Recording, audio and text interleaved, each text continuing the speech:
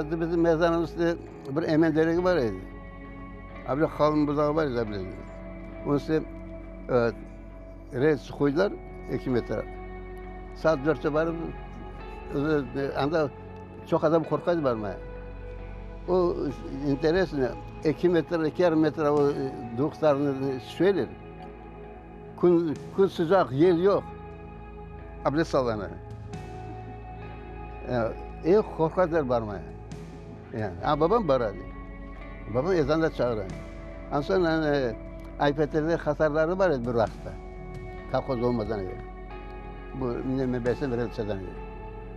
Evet. Anda bu hasarlarına bu zagatok yapardı.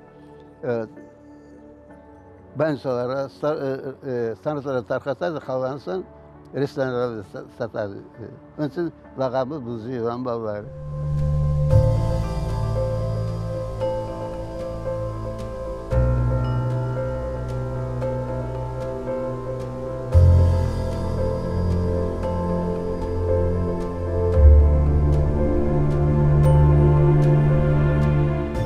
Ben kaçıp vardım evge.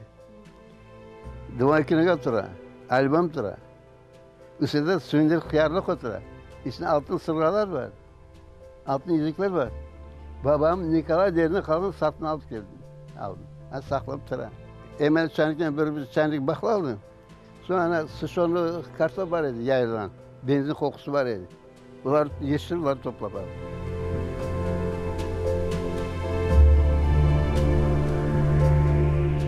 Yoldaki tiyatroda bir kazasından söyledi. Saat 5'te toxtadı salon. Bir xartana bizim vagondan düştü. Su tökmeye. Vagon tönekedi, kıpırdadı vagon, ortadan abi gitti. Vagon desin, karancanası yürü de, abi biti yürüydi vagonlar. Vay, straşno. Körmeklerimizi çıkarıp, abi kalkıpsa patırtıp düşeydi. Ben ne yapadım? Toxtadı ama çapıp o parovoz su alır da. Abi desi var, teli var. Çart urvabına ver yunadın. Çap çıkarttı vagonla.